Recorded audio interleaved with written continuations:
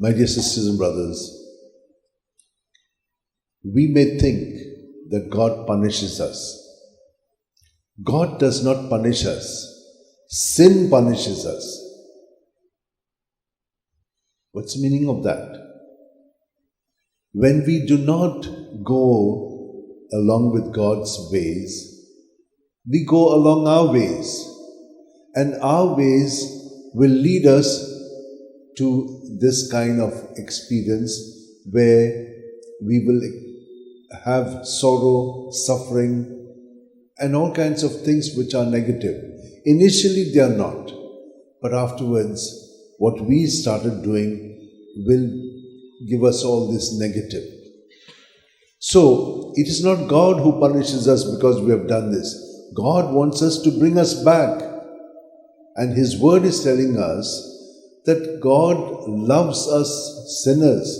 So when we are in this state, He still loves us. He does not hate us. He does not punish us. Punishment we take upon ourselves. But remember this, because God is with us, God also receives this punishment in us.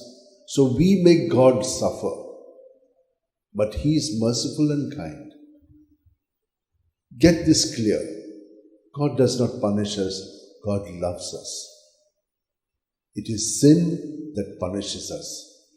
When we go away from God, when we want to do our own things, then evil is at work. So it's not just we, but how do we know this? You see, if you are with someone and if you are able to summarize to them what they have said to you, then you are not egocentric, you are self-centered and centered on the other. If you got this right, when you're with others, what happens when we are with others? We are only with ourselves and we judge others according to our own standards. No, we must be present to them, see what's going on in their life. That is a selfless person. That is a person who is now receptive to all that other person is experiencing in their life. In that way, and if we have this attitude, then the Word of God, every time we come and listen to the Word of God, it will have its effects on us. And what is the effect? God is saying, I love you, and if we experience His love, we will also love Him. And what is the meaning of love? To be present to God, because God is always present. I am who I am. He's always present. And so when you become present to God, we also become God-like, because we are made in the likeness and image of God. So today I'd like to tell you about a saint called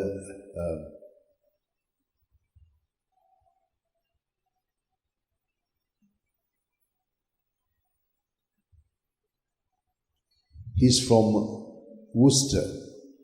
He was born in 925 and died in 992.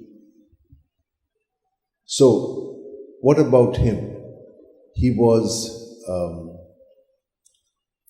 came from a good family, and his uncle, who was the Archbishop of Canterbury, he brought him up, and he was in Worcester. And then he went for training to France, and he was called to be the Bishop of Worcester. And when he was there, he was sent to York as the Archbishop. Now, when he went there, he did many good things, and he built many monasteries. But he wanted to raise the standard up of the monasteries. So he had many intellectuals in these monasteries so that the standard could be brought up. But he had something which was very extraordinary. He loved the poor.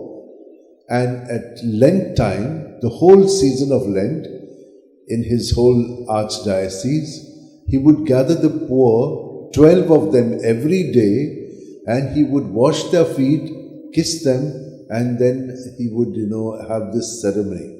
for all the days of Lent. And on the day he died, that was on 28th of February, he did the same thing. He washed their feet, kissed them, and then afterwards, later on, he died. What do we want to say about him? That he was truly a person who was called by God to become a Benedictine monk, but the church wanted his services, and so he rendered it by allowing God to lead him in his thoughts, words, and deeds. So this is what happened. God calls us, and he gives us a mission, and he trains us for it, and then he works through us. Let us ask the Lord to help us also in our life, that we will be faithful to him, that the prayer that Jesus has taught us, when we say it so often, may also have its effects on us and on all the people who are in our world. Let us spend a few moments, hold your hand like this in your lap, close your eyes, and just be united to Jesus at every breath. He comes into us. Let us empty our whole being in him as we breathe out.